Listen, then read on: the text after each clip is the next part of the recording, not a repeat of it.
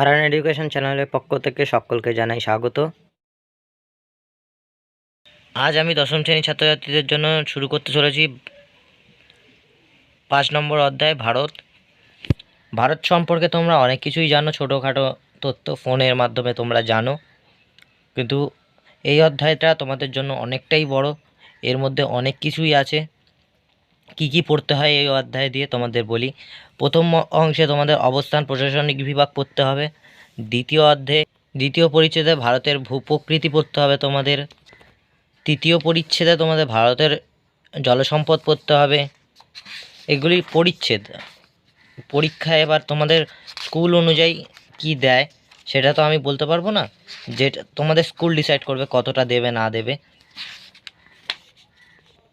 তারপর চতুর্থ পরিচ্ছেদে আছে ভারতের জলবায়ু, ভারতের মৃত্তিকা, আরও আছে।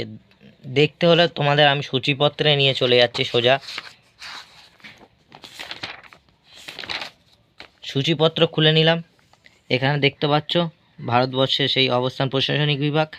এর মধ্যে তোমাদের কি কি পড়তে হয় দেখে নাও। ভৌগোলিক, রাজ্যগুলির সংক্ষিপ্ত ইতিহাস, বর্তমান রাজ্যের কিছু অঞ্চল, এইটি ইম্পর্টেন্ট। তারপর তোমাদের ভারতের ভূপ্রকৃতি পড়তে হবে। তারপর তোমাদের ভারতের জলসম্পদ, ভারতের জলবায়ু, ভারতের মৃত্তিকা, ভারতের স্বাভাবিক উদ্ভিদ, ভারতের কৃষিকাজ বৈশিষ্ট্য সমেত, শিল্প কাজ, ভারতের জনসংখ্যার বৈশিষ্ট্য ঘনত্ব যত সব আছে এখানে। তারপরে ভারতের যোগাযোগ ব্যবস্থা, গুরুত্ব, প্রধান সামুদ্রিক বন্দর, আন্তর্জাতিক বন্দর, বিমানবন্দর, বন্দর সব এই চ্যাপ্টারেই আছে। এটি অনেক বড় চ্যাপ্টার।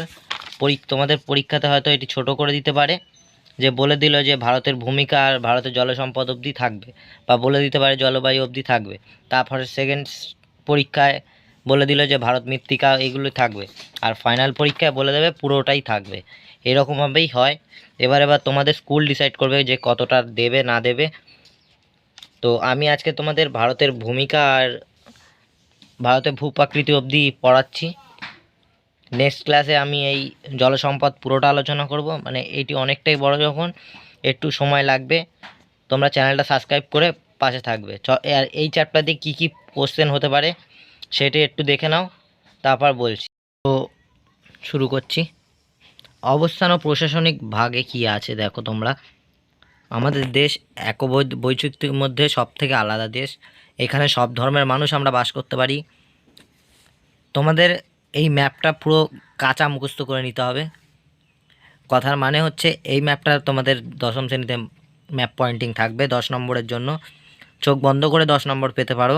কি করে পেতে পারো এর জন্য একটি ডিটেলস ভিডিও আসবে খুব শীঘ্রই। এখন দেরি আছে ম্যাপ পয়েন্টিংয়ের এটা। তাও তোমাদের বলে রাখছি কি পড়বে, মানে এই ম্যাপের মধ্যে দিয়ে কি পড়বে। এই ম্যাপের মধ্যে দিয়ে তোমরা এই রাজ্যের যে রাজধানীগুলি আছে, যেমন কর্ণাটকের বেঙ্গালুর, পশ্চিমবঙ্গের কলকাতা, ঝাড়খণ্ডের রাঁচি, ছত্তিশগড়ের রায়পুর, এরকম কিছু কিছু আছে, অনেকগুলি রাজধানী আছে। সেই রাজধানীগুলো চোখ বন্ধ করে কোথায় আছে সেই জায়গাটা চিহ্ন করে মনে রাখবে। এই ম্যাপটা তোমরা কাঁচা খেয়ে নেবে, তার জন্য বললাম কাঁচা মুখস্থ করে চিবিয়ে খেয়ে নেবে, তাহলে মনে থাকবে। তো চলো, আমাদের এই ভারতবর্ষটাই হচ্ছে অন্যরকম। এখানে তো সব ধর্মের মানুষ বাস করতে পারে। তার জন্য এখানে যেমন হিন্দু যদি থাকে, মুসলিম আছে, মুসলিম যদি থাকে শিখ আছে, ঈসাই আছে, খ্রিস্টান আছে, সব ধর্মের মানুষ মিলিয়ে এটি একটি অন্যতম দেশ। কোনো দেশে দেখবে পাকিস্তানের যেমন ধর্ম হচ্ছে ইসলাম, আফগানিস্তানের ইসলাম, বাংলাদেশের ইসলাম, এরকম সব জায়গায় আলাদা আলাদা ধর্মের একটি পুরো থাকে, কিন্তু আমাদের ভারতের সংবিধানে সেটি নেই। আমাদের দেশ ধর্মনিরপেক্ষ দেশ। এবার ভৌগোলিক মতে, এখানে ভৌগোলিক আর ঐতিহাসিক মতে ভারত বা ইন্ডিয়া নামটি কোথা থেকে এসছে। এটি হচ্ছে, যদি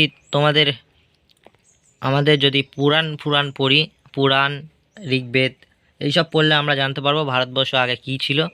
কিন্তু আমাদের এইখানে যেটা বলেছি সেটা আমাদের লিখতে হয় প্রতিবারই, যে ভারত কিভাবে নামটি এসছে, ইন্ডিয়া শব্দটি কোথা থেকে এসছে, উৎপত্তি কোথায়। ইন্ডিয়া শব্দটি এসছে হচ্ছে ইন্দোইড শব্দের অর্থ ইন্দোস, ল্যাটিন অঞ্চল বা সিন্ধু সভ্যতা অঞ্চল বাসকারীদের। তখনকার ইতিহাসে বলতে গেলে সেটি আছে যে সিন্ধু সভ্যতার মানুষকে উচ্চারণ করতে পারতো না, সেটা হয় উচ্চারণ করতো হিন্দু হিন্দু হয়ে গিয়ে, সেটি হচ্ছে হিন্দুস্তান, ভারতবর্ষ, এরকম কিছু বলা আছে তোমার ইতিহাসে। কিন্তু অন্যভাবে যদি আমরা দেখি কিন্তু সেটি ভুল হচ্ছে। বইয়ে যা দিয়েছে আমাদের তাই পড়তে হচ্ছে গাধার মতন, এটি মনে রাখবে।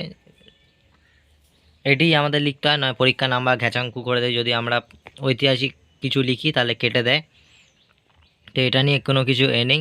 তোমাদের এখান থেকে পড়তে হবে অবস্থান, ভারতের অবস্থানের এই যে ডিগ্রি, এটা হচ্ছে 8 ডিগ্রি 4 মিনিট 24 সেকেন্ড। এই চিহ্নগুলো মনে রাখবে তোমরা, গোলাবে না কি কার চিহ্ন।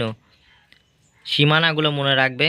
উত্তরে কন্যাকুমারিকা অন্তরীপ থেকে 37 ডিগ্রি 6 মিনিট উত্তর, কাশ্মীরের উত্তর সীমা ইন্দারি কল অক্ষরেখার মধ্যে। তবে আন্দামান নিকোবর দ্বীপপুঞ্জ ধরলে ভারতের দীর্ঘতম ইন্দারি পয়েন্ট অক্ষাংশ। এই অক্ষাংশ সব তোমাদের মনে রাখতে হবে। কোনো স্কুলে দেয় বলে, কোনো স্কুল বলে দেয় যে এইগুলো মনে রাখবে, আবার কোনো স্কুল বলে যে এইগুলো পড়তে হবে না, তোমাদের এখানে রেখাগুলো মনে রাখতে হবে। এখানে মেন জিনিস হচ্ছে রেখা। কোনো কোনো স্কুল সোজা বলে দেয় আর কোনো কোনো স্কুল সোজা বলে না। যেমন এখানে কর্কটক্রান্তি, এই দুটি রেখা মেন রেখা বলে দেয় ভারতবর্ষ থেকে এমন কোন দুটি রেখা চলে গেছে। চোখ বন্ধ করে কর্কটক্রান্তি রেখা 23.5 ডিগ্রি উত্তর, আর প্রধান দ্রাঘিমা রেখা 82 মানে 82.5 ডিগ্রি পূর্ব, 23.5 ডিগ্রি 82.5 ডিগ্রি পূর্ব আর উত্তর, এইটা মনে রাখবে। কর্কটক্রান্তি হলে উত্তর আর দ্রাঘিমা হলে পূর্ব। এবার বিস্তৃত ভারতের ক্ষেত্রফল, কাশ্মীরে দক্ষিণ কনময় থেকে দূরত্ব। আর ক্ষেত্রফল বিচারে ভারত হচ্ছে আমাদের সপ্তম আর এশিয়ায় তৃতীয়, এটা গোলাবে না। জনসংখ্যার ক্ষেত্রে এখন হয়তো দ্বিতীয়,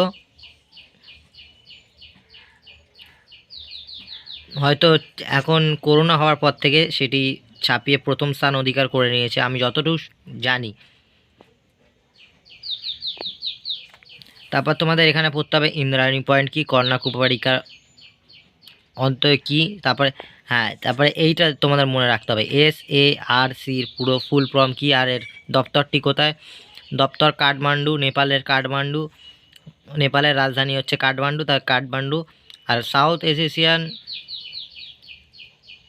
অ্যাসোসিয়েশন ফর রিগনাল কম্পাউন্ডমেন্ট, এটি তোমাদের মনে রাখতে হবে। পরিসীমা, স্থলভাগের সীমা, জলভাগের সীমা। সীমা তো আসে না বন্ধু, বলা যায় না তোমাদের স্কুল কি করবে। তারপরে এইখানে অনেকগুলি পয়েন্ট আছে, তোমরা একবার আমাকে বলো তো তোমাদের বইয়ে এটি কটি আছে, 9টি না 8টি? সবাই জানি আমরা 8টি হবার কথা, যদি গুগলে সার্চ করো 8টি দেখায়, কিন্তু আমার বই আপডেট ভার্সনের 9টি দেখাচ্ছে। তোমরা একটু আমাকে কমেন্ট করে জানিও এটি কটি আছে। আমাদের ভারতের বর্তমানে রাজ্য সংখ্যা 28টি, কেন্দ্রশাসিত অঞ্চল এখানে 9টি আছে, কোনো কোনো বইয়ে 8টি আছে। তোমাদের বই যদি 8টি থাকে তা 8টি লিখবে। ক্ষেত্রফলে বর্ধমানে রাজস্থান, ক্ষেত্রফল বিরাজে ভারতের বৃহত্তম শহর আর ক্ষুদ্রতম শহর কোনটা। ক্ষেত্রফলে বিচারের বড় রাজ্য হচ্ছে রাজস্থান আর ক্ষুদ্রতম হচ্ছে গোয়া। আর তেলেঙ্গানা ভারতের নবীনতম রাজ্য, তেলেঙ্গানা যেটি আছে সেটি হচ্ছে তোমাদের নবীন রাজ্য। যদি আসে ভারতের নবীন রাজ্যের নাম লেখো তখন চোখ বন্ধ করে তেলেঙ্গানা। ক্ষেত্রফল বিচারে ক্ষেত্রফলে লাক্ষা বৃহত্তম এবং লাক্ষাদ্বীপ, লাদাখ বৃহত্তম এবং লাক্ষাদ্বীপ ক্ষুদ্রতম কেন্দ্রশাসিত অঞ্চল। এটি হচ্ছে কেন্দ্রশাসিত অঞ্চল, আর এটি হচ্ছে ক্ষেত্রফল বিচারে হচ্ছে বৃহত্তম ক্ষুদ্রতম, এটা কেন্দ্রশাসিত অঞ্চলে হচ্ছে লাদাখ আর লাক্ষাদ্বীপ। তারপর চণ্ডীগড় কেন্দ্রশাসিত অঞ্চলের সঙ্গে পাঞ্জাব হরিয়ানার রাজধানী। 2019 সালে জম্মু কাশ্মীরে পূর্ণ মর্যাদা হারিয়ে 2টি কেন্দ্রশাসিত অঞ্চল হয়, একটা লাদাখ একটু জম্মু কাশ্মীরে পরিণত হয়। চীন ভারতের বৃহত্তম এবং মালদ্বীপ ক্ষুদ্রতম প্রতিবেশী দেশ। এইটি আসে যে ভারতের বৃহত্তম প্রতিবেশী দেশের নাম কি আর ক্ষুদ্রতম প্রতিবেশী দেশের নাম কি। ভারতের বৃহত্তম দেশ যদি বলে তখন বলবে চীন, আর ক্ষুদ্রতম বললে মালদ্বীপ। তো এই চ্যাপ্টার প্রথমে এইটিই পড়তে হবে রাজনৈতিক ভাগ থেকে। আর তারপরে এখানে আসে যে এইটি রাজ্যগুলি বিন্যাস আর রাজ্যের পুনঃভিত্তিকটি রেডি রাখতে হয়। যে রাজ্যের পুনঃভিত্তিক যেটি আছে সেটি তোমাদের একটু দেখে নিতে হবে কি কি বলতে চেয়েছে, কটি ভাষা আছে। এখানে হচ্ছে এমসিকিউ পার্টটা বেশি। তারপর তোমাদের এখানে চলে আসে যে কবে স্বাক্ষরিত হয়, কি হয়, কবে হয়। আর আমাদের এই যে বলেছিলাম সার্বভৌম, যেটা নিজেদের ভূখণ্ড, ধর্মনিরপেক্ষ, এখানে কোনো ধর্মের সাথে কোনো ধর্ম হয় না, সবাই বাস করতে পারে। গণতান্ত্রিক সাধারণতন্ত্র মানে সাধারণভাবে বসবাস করতে পারবা, সব কিছু করতে পারবে সেটি। আর এখান দিয়ে পড়তে হবে ছিটমহলটা কি, এই নিচের দিকে চলে আসি তাহলে তোমরা দেখতে পাবে ছিটমহল কি আছে। ছিটমহলের মধ্যে তোমাদের পশ্চিমবঙ্গ ও বাংলাদেশের মধ্যে অনেকগুলি ছিটমহল পড়ে, মানে ভাগ হয়েছে, যখন ভাগ হয়েছে তখন একটুখানি অংশ ভারতে, একটুখানি অংশ বাংলাদেশে, এরমভাবে ভাগ হয়েছে। মোট কটি আছে? 51টি। কত একর? 7,110 একর। আমি 700 করছি, ভুলভাল। 7,110 একর। এবং বাংলাদেশে 111টি, 17,160 একর।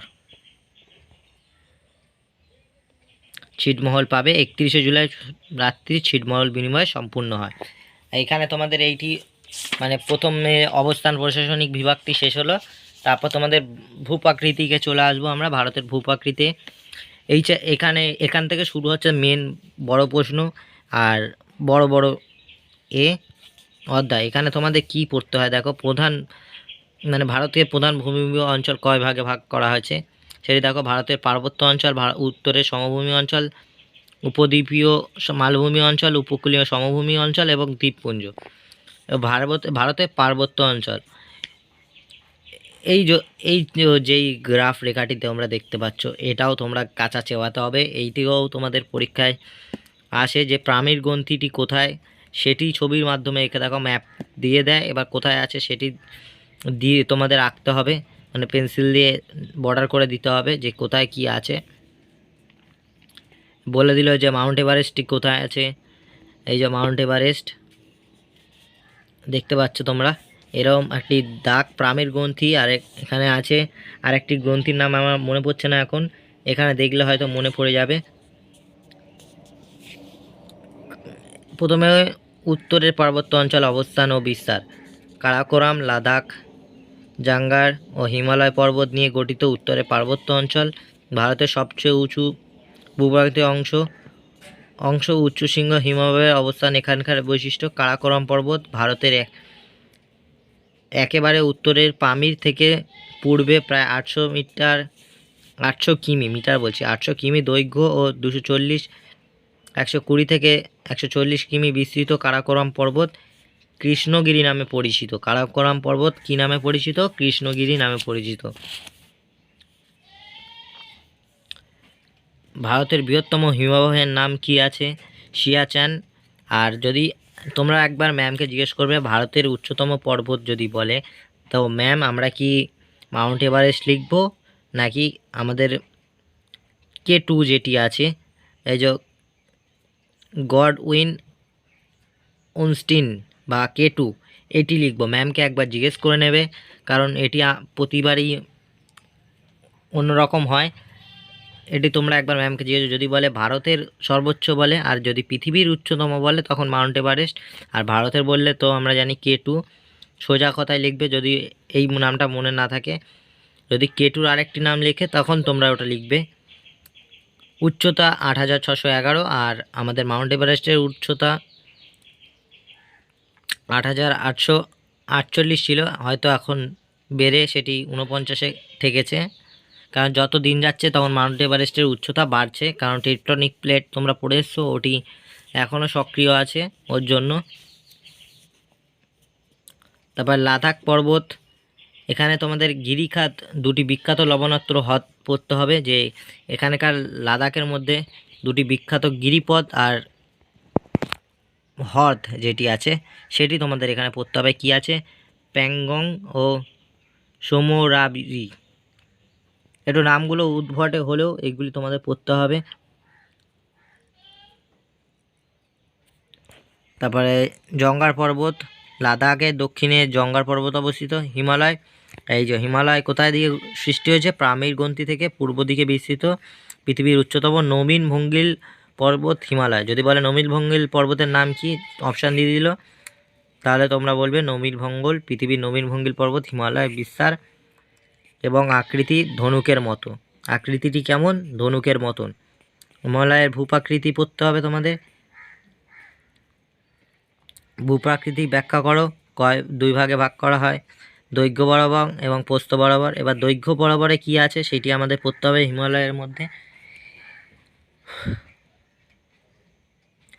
আবার এবার পূর্ব পশ্চিম দৈর্ঘ্য বরাবর হিমালয়কে 3 অংশকে ভাগ করা হয়, পশ্চিম হিমালয়, মধ্য হিমালয়, পূর্ব হিমালয়। মধ্য হিমালয় নেপালে অবস্থিত। পশ্চিম হিমালয় জম্মু কাশ্মীর, হিমাচল, পাঞ্জাব, উত্তরাখণ্ড পার্বত্য অংশ হিমালয় গঠিত। এটি আবার 3টি উপ অংশে বিভক্ত। কাশ্মীরীয়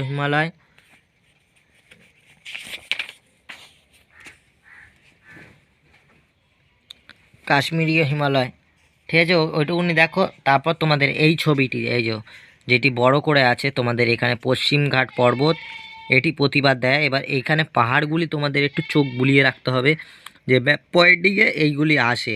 আরাবল্লী পর্বত কোথায় আছে? ঠিক রাজস্থানের আগে, মানে একদম দেখতে পাচ্ছ যে ছবির বরাবর গেলে এখানে 23 ডিগ্রি চলে গেছে, 24 ডিগ্রি থেকে আরও 2 ডিগ্রি আগে আসবে, মানে স্কেল নিয়ে নেবে ওখান থেকে সোজা চলে আসলে এতটা দেখে নাও, ঠিক এতটা এখানটা হচ্ছে আরাবল্লী পর্বত, এদিকে পশ্চিমঘাট পর্বত, এদিকে পূর্বঘাটের পর্বতমালা, মহাদেবমালা, এইসব অজন্তা, সাতপুরা পর্বত দেয়, বিন্ধ্য পর্বত। এইগুলি কোনটি দেবে সেটি আমি এখন ঠিক সাজেশান এখন আমার রেডি নেই, যখন হবে তোমাদের একটা কথাই বলবো যে সাজেশানের থেকে বেটার তোমরা এই ছবিগুলো ভালো করে দেখে রাখো, একটু প্র্যাকটিস করতে থাকো, দেখবে ঠিক পেয়ে যাবে।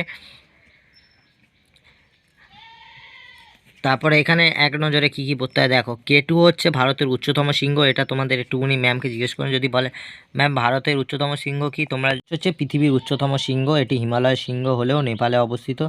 কাঞ্চনজঙ্ঘা ভারতের অবস্থিত হিমালয় সর্বোচ্চ শৃঙ্গ, একটি উচ্চতম একটি সর্বোচ্চ শৃঙ্গ, দেখে নাও, গোলাবে না যে আবার অনেকে লিখে থাকে কাঞ্চনজঙ্ঘা হলো ভারতের উচ্চতম শৃঙ্গ, সর্বোচ্চ শৃঙ্গ ওটা, একটু দেখে রাখবে। আবার এখানে আছে, তারপরে দেখো ভেবনাথ বৃহত্তম কয়লা, সিয়াচেন ভারতের বৃহত্তম হিমবাহ, এই আগেই দেখেছি সিয়াচেন নামে ভারতের বৃহত্তম হিমবাহ।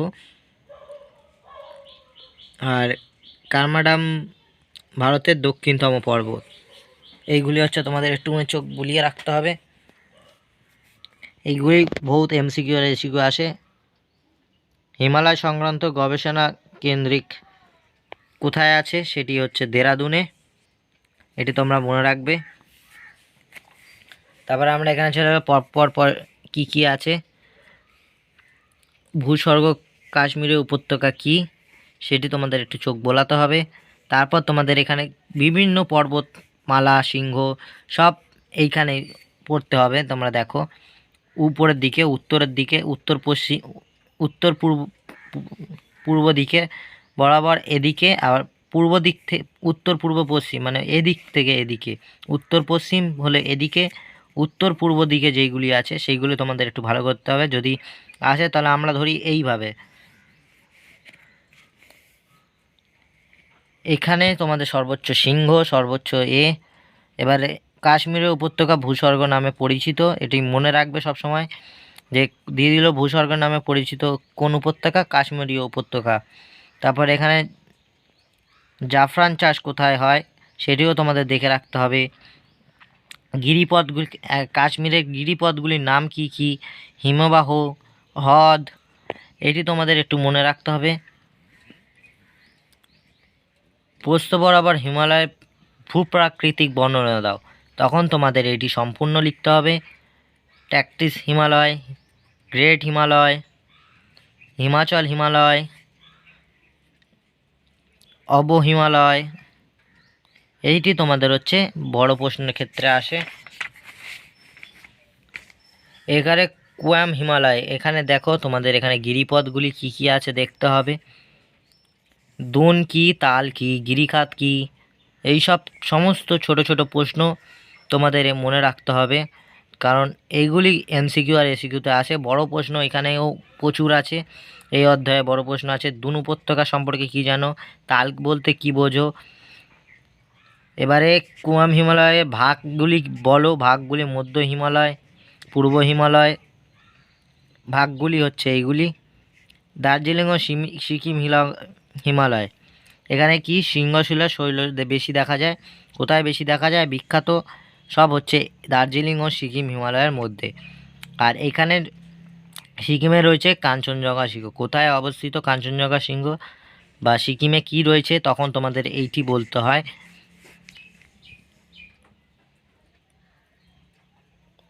তারপরে ভুটানের হিমালয়, অরুণাচল প্রদেশ, কংটো, এসব প্রভৃতি এখানে পাবে। তারপর তোমাদের এখানে পশ্চিম ও পূর্ব হিমালয়ের তুলনা করো কি আছে। তোমরা চোখ বন্ধ করে আগে একটা কাজ করবে, খাতা নেবে।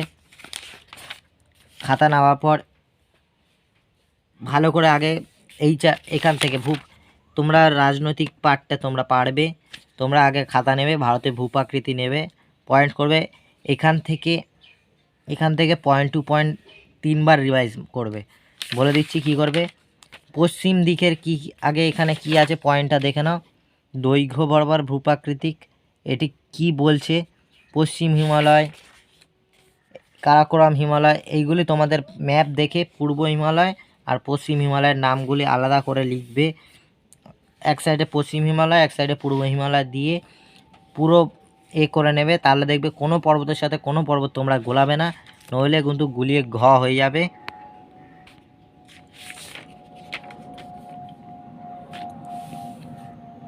তারপর পূর্ব হিমালয় পশ্চিম হিমালয়ের পার্থক্যগুলো লিখতে হবে। আর আমাদের মেন হচ্ছে এখান থেকে আরেকটি প্রশ্ন হচ্ছে হিমালয়ের গুরুত্ব লেখো। এটা কিন্তু খুব গুরুত্বপূর্ণ প্রশ্ন, প্রতিবারই আসে, স্কুল টেস্টেও আসে, ফাইনালেও আসে, ফাইনালে ঘুরিয়ে আসে যে গুরুত্বগুলি কি কি, গুরুত্বপূর্ণ কি। যদি না এবছর না আসে তাহলে পরের বছর নিশ্চয়ই এটি থাকবে। তোমাদের এইগুলো ছোট ছোট প্রশ্নগুলো মনে রাখতে হবে।